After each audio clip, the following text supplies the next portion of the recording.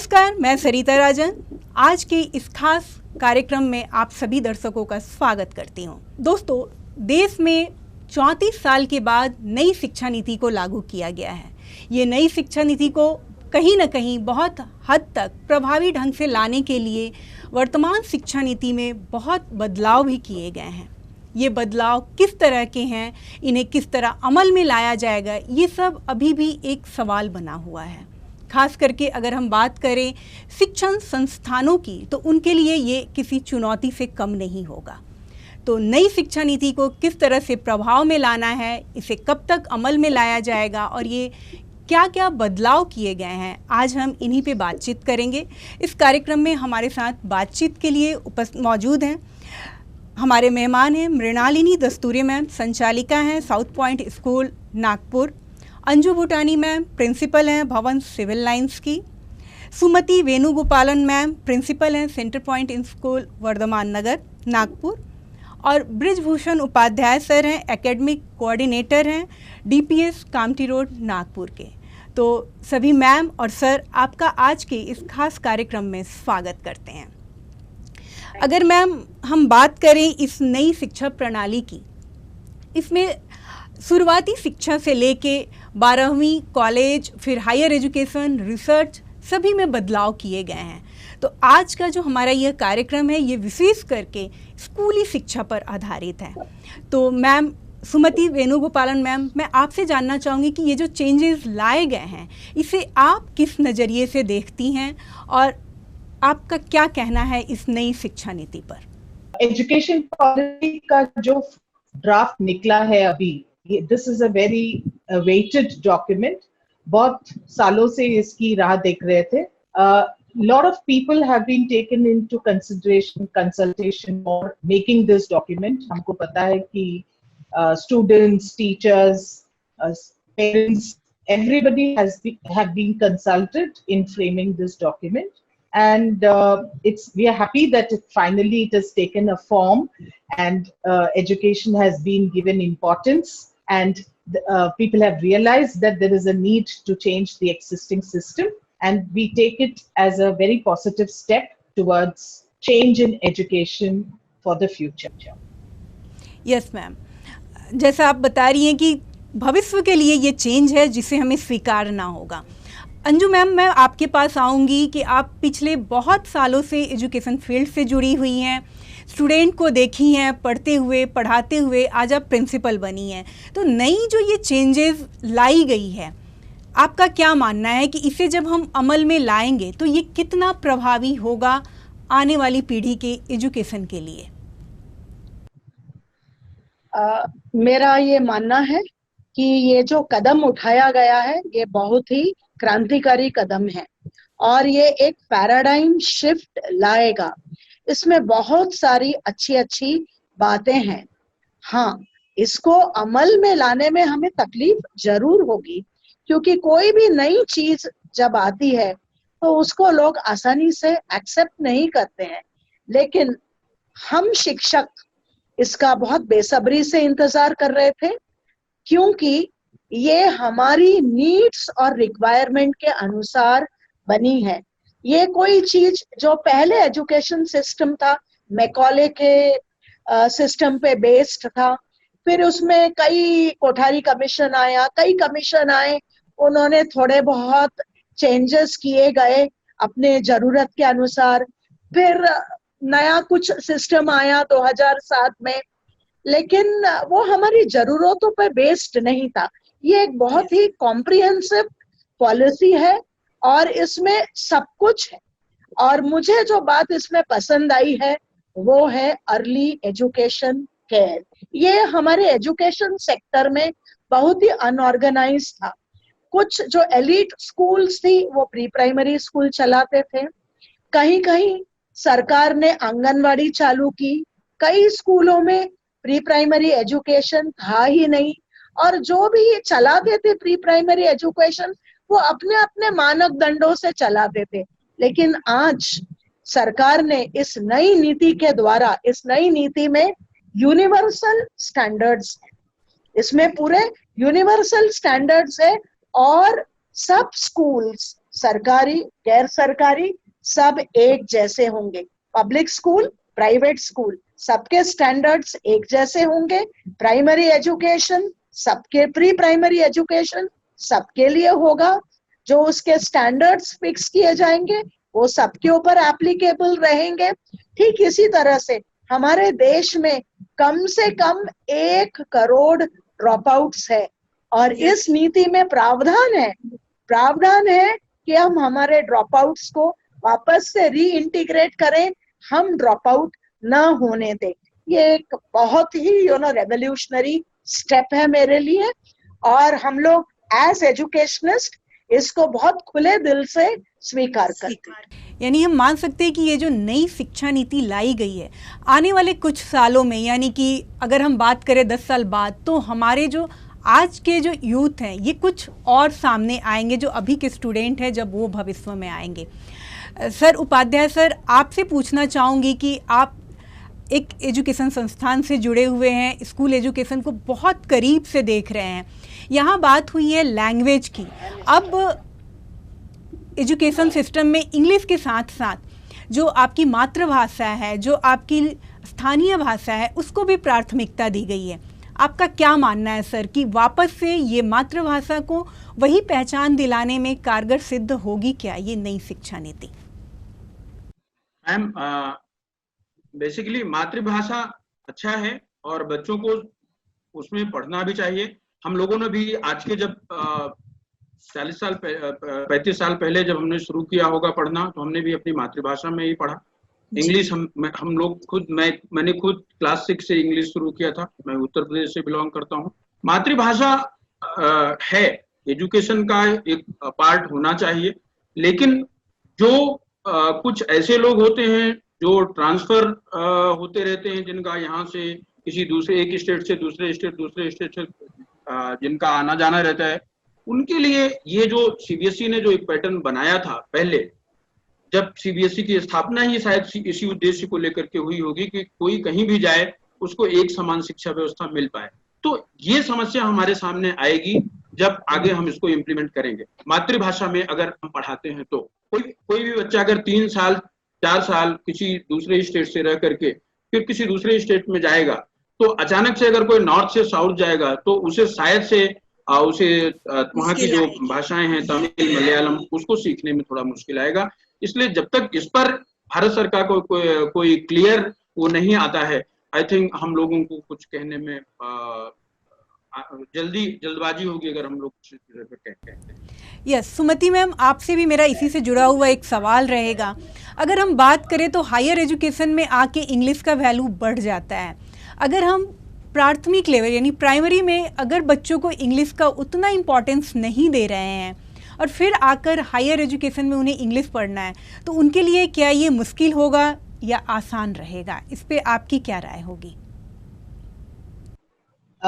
Regarding the languages, जब बच्चे छोटे हैं, it is easier for them to study in their mother tongue, क्योंकि घर में जो भाषा बोली जाती है उसमें समझना ऑलरेडी बच्चों को आता है।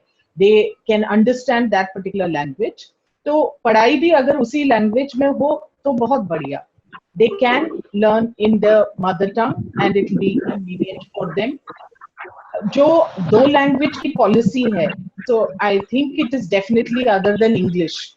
तो रीजनल लैंग्वेज में भी सिखाया जा सकता है, और अगर ऑप्शन रखे बच्चों को कि they can either learn a particular subject in English और इन हिंदी और इन देयर मदर टंग, वो तो बहुत ज्यादा ऑप्शंस हो गया, लेकिन at least in languages, then it will be easier to gradually grade from the primary, now what they call as the preparatory, to the middle level and then to the secondary level.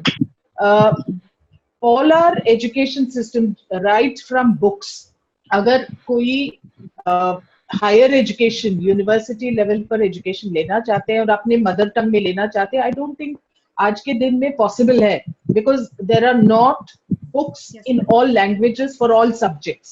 सो वहां university level, but as far as possible the child can study with a choice कि हिंदी में पढ़ना या English में पढ़ना। जैसे हमने अपने टाइम पर केंद्रीय विद्यालय में पढ़ते थे, subjects, some subjects were taught in English and some subjects were taught in Hindi. जैसे साइंस मैथ्स हम इंग्लिश में पढ़े हैं और सोशल साइंस फिर अदर लैंग्वेजेस संस्कृत वगैरह हमने दूसरी लैंग्वेज में पढ़े हैं। So that kind of flexibility अगर ला सकते हैं, I think that will be a very good move.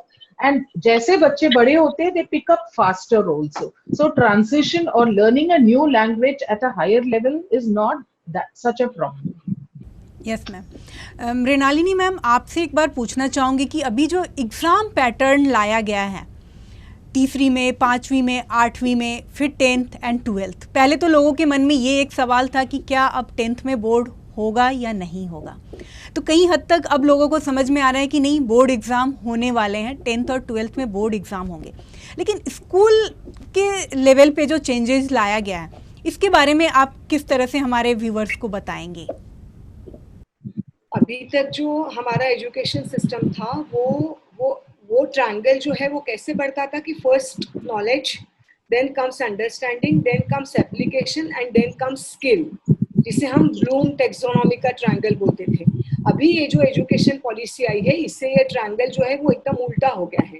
पहले स्किल बेस्ड एजुकेशन देंगे, तब बच्चा अप्लाई करेगा understanding and then theoretical knowledge. So assessment system जो होगा, वो असेसमेंट सिस्टम भी बहुत ही अलग होगा।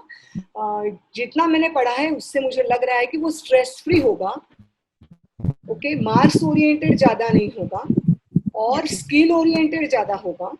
और जो क्वेश्चन पैटर्न रहेगा उसमें सारे प्रकार के बच्चों के स्किल्स डेवलप हो, उसी प्रकार के क्वेश्चन जो है वो रहने वाले हैं। अर्ली एजुकेशन में भी बहुत सारे पजल्स, देन न्यूमेरिकल्स उन्होंने अलग टाइप से इंट्रोड्यूस किए हैं। मोटर स्किल डेवलपमेंट के लिए उन्होंने फर्स्ट स्टैंडर्ड को रखा है, दैट स्कूल प्रिपरेटरी ईयर बोला है उसे। इसका मतलब नर्सरी, KG1, KG2 तक बच्चों के no exam and no pencil and no books, जो मैं समझी हूँ, और फर्स्ट स्टैंडर्ड में 1 या 2 बुक सिर्फ इंट्रोड्यूस होगा, जिसमें शायद से पेंसिल पकड़ाई जा सकती है बच्चों के हाथ में। अभी जो KG2 का बच्चा कंपोजिशन के ऊपर कंपोजिशन लिखता है, वो शायद नहीं लिख पाएगा, लेकिन उस चीज को समझ पाएगा। For example, I will tell you, Canada से एक बच्ची नागपुर में आई थी और उसका एडमिशन नारायणा विद्यालय में हुआ। मेरी 2 दिन पहले माला मैडम से बात हुई, उन्होंने मुझे बताया, क्वेश्चन पूछा गया था लड़की को, how we can save water. The child answered, who are we to save the water, it is water to save us. So see, answer is perfect.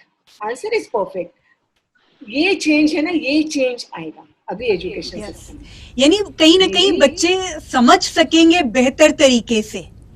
हम जो अब तक लिखने पे फोकस करते आए हैं, रिटन मार्क्स को हमारे यहाँ हमेशा वैल्यू दिया जाता है, अब वो थोड़ा चेंज होगा। और ये नया एजुकेशन सिस्टम नहीं है, ये एजुकेशन सिस्टम जो अभी शुरू हुआ है, ये हमारा पुरातन एजुकेशन सिस्टम है। जिस समय तक्षशिला, नालंदा जैसे विद्यापीठ हुआ करते थे, 1200 यूनिवर्सिटीज एक कॉन्टिनेंट में हुआ करती थी, तब की एजुकेशन सिस्टम है। Teacher taught ratio is 3:1. It is not a new education system at all. When the Britishers came to our country, they thought that what they want is the glorious clerk, and therefore ये मैकेलो वाला education system implement हुआ। It's not new education system. It is new for us, of course. और ये जो हमारा generation है, मतलब मैं, अंजू मैडम और सुमति मैडम, हमने एजुकेशन तो रीजनल लैंग्वेज में लिया है, बीच में कुछ पार्ट हमने अंग्रेजी में पढ़ा है, उसके बाद में अभी हम इंग्लिश मीडियम का स्कूल चला रहे हैं। अभी ये कोविड ने हमें स्क्रीन भी यूज करना सिखा दिया है। जब at this age we can do so much things, तो ये तो छोटे बच्चे तो एकदम कमाल कर देंगे मैडम, कमाल कर देंगे। And talking about assessments, yes ma'am, नहीं, जैसे मैम ने बोला कि असेसमेंट अलग होगा 10th और 12th का, but I think we have to be aware of it कि अगर असेसमेंट चेंज हो रही है, बच्चों को उसके हिसाब से प्रिपेयर भी करना होगा। So that is the main difference here, कि बच्चों को रोट लर्निंग और राइटिंग आंसर्स फ्रॉम मेमोरी, अगर वो पैटर्न हम चेंज कर रहे हैं, तो उसके हिसाब से बच्चों को सिखाना भी है। So Yes. what is the way, or what are the systems that we have to use? How can they be assessed properly? इसकी भी planning and documentation होनी चाहिए so that it can be followed throughout in uniformity across all boards, all schools, to make this education policy effective and successful. Yes ma'am, ये तो सही है कि कोई भी जो चेंज होता है उसको एक्सेप्ट करने में हमें वक्त लगता है। खास करके अगर एजुकेशन पॉलिसी की बात कर रहे हैं तो ये सिर्फ एक स्टूडेंट पे नहीं, ये हमारे पूरे देश के भविष्य पर निर्भर करेगा, क्योंकि इससे हम अपना फ्यूचर बनाएंगे। वो जितना स्ट्रॉन्ग बने एजुकेशन पॉलिसी, उतना हमारा देश का फ्यूचर भी स्ट्रॉन्ग होगा। तो सुमति मैम, मैं आपसे पूछना चाहूँगा कि खास करके अभी के समय में जिस तरह से कोविड प्रॉब्लम जब से आया है, ऑनलाइन एजुकेशन का वैल्यू बढ़ गया है। आज स्कूल लेवल पे छोटे छोटे बच्चों को ऑनलाइन एजुकेशन दिया जा रहा है। नई शिक्षा नीति में भी ऑनलाइन एजुकेशन की बात की गई है, तो वो क्या और कैसा रहेगा, क्या आप समझा पाएंगी हमें? सच अभी जो कोविड प्रॉब्लम की वजह से जो हम ऑनलाइन मोड पे निकले हैं, that was very sudden, it was very unplanned. तो बहुत ही कम समय में हम सबको बहुत कुछ सीखना पड़ा और नए तरीके से बच्चों को पहुंचना पड़ा। And teachers have done a fantastic job in learning very quickly, and we have been able to reach out to many students during this pandemic period as well. But ये बहुत दुख देता है कि बहुत सारे बच्चे ऐसे हैं जिन तक हम पहुंच नहीं पाए हैं। When you take a full picture of the entire state or the entire country, जबकि कुछ बच्चों को एजुकेशन कंटिन्यूअसली मिल रही है, बहुत सारे बच्चों को अभी भी कंटिन्यूअसली एजुकेशन नहीं मिल रही है। So इसमें दो चीजें हैं, एक availability of gadgets, availability of a system where we can reach out to children. So when you look at the state as a whole, it is just not the responsibility of the parent or the school to reach out. Yes, the government also should bring in so many facilities so that all the children in the learning age can be accommodated in the learning virtual learning methodology. So जो भी चीजें हम इससे सीखे हैं, actually sometimes I feel it is a test phase कि आगे launch in a this is a test phase where we are now going to launch in a big way. तो इससे जो हमको सीख मिली है, what are the problems, what are the positive things, इस ये understanding और ये experience लेके, if there is support from the government and willingness from parents and other stakeholders, I think this is the way to go, because इतने सारे limitations के साथ जब एक country काम कर रही है, then use of technology to overcome these limitations is the way to go. So introduction of ICT as a subject, training of teachers, उसके बारे में in detail बताया गया है, right from child care, the early child care teachers, to we are talking about university level. There should be a massive training program for the teachers to equip themselves to go and deliver effectively in this virtual mode. Also the portals, Diksha portal बोलिए, or all the other government modes which are being developed, repositories are being developed where content is being shared, and then the best things to be evolved from there is happening. There is a positive way that we are moving in, and I think learning through the virtual mode is going to stay and is going to be the method in the future. Mrinalini ma'am, आपसे एक बार पूछना चाहूँगी कि इस नई education policy में कहीं ना कहीं ये बोला गया है कि जो प्राइवेट स्कूल हैं वहाँ पे ऐसे बच्चों को जोड़े जो अभी भी स्कूल एजुकेशन से दूर रहे हैं, तो इस पे आप संक्षिप्त में हमें क्या बताना चाहेंगे? वैसे तो जोड़े हुए हैं through RT. Yes, through RT we are having the children from the unprivileged society, वो तो है ही है, लेकिन अभी जो सिस्टम न्यू पॉलिसी आई है, more emphasis is given on anganwadis. जब आप ये पॉलिसी के थ्रू जाओगे तो उसमें गवर्नमेंट ने कहा है कि इंफ्रास्ट्रक्चर ऑफ आंगनवाड़ी भी पूरा का पूरा चेंज होगा, और वो जगह लोकेट होगी जहां पर एजुकेशन अभी तक नहीं पहुंचा। ऐसे डिस्ट्रिक्ट, ऐसे तालुकास लोकेट होंगे कि जहां काम करने वाले पीसेंट के या फार्मर का बच्चा स्कूल तक नहीं आ पाता। यहाँ पर ज्यादा फोकस किया गया है। तो अभी आगे की पॉलिसीज वो कैसी रहेगी प्राइवेट स्कूल्स के लिए, या कुछ गवर्नमेंट के तरफ से कुछ ऑफर आएगा, या कुछ किस प्रकार से इसे हम आगे लेकर जाएंगे, I think we need to wait a little to understand कि exactly what will be the way of implementation and execution of this very beautiful policy. बहुत अच्छे से यस सर, बताइए Upadhyay sir. Yes sir, basically जो ma'am ने कहा सही है, और साथ में जो ग्रामीण शिक्षा है वहां पर इसको जब इम्प्लीमेंट करने चलेंगे, जो भी कोडिंग और ये सब आईसीटी की जो बात हो रही है, और वो वहां पर इम्प्लीमेंट कैसे होगा, ये एक बहुत बड़ा टास्क होगा इसको इम्प्लीमेंट करने में भारत सरकार के लिए। और साथ में जो भाषा की भी बात करी गई ना, उसमें जो त्रिभाषा की बात करी जाती है, उसको कैसे त्रिभाषा तो आज तक पता नहीं क्या उसमें किस तरीके से बताया जाता है, लेकिन वो तो प्रॉपर इम्प्लीमेंट हो ही नहीं पाया। इतने साल हो गए, जबकि त्रिभाषा आई थिंक 50 के दशक में आया है, तब से अब तक चल रहा है। तो बहुत सारी चीजें हैं जो शायद आने वाले समय में हमको और भी कुछ क्लियर भी होगी और सुनने को भी मिलेगा, और हम लोग भी उसको प्रॉपरली इम्प्लीमेंट कर पाएंगे। और एक चीज ना ये पॉलिसी में दी है कि रीजनल लैंग्वेज में मैथमेटिक्स और साइंस की हाई क्वालिटी की बुक्स आने वाली है।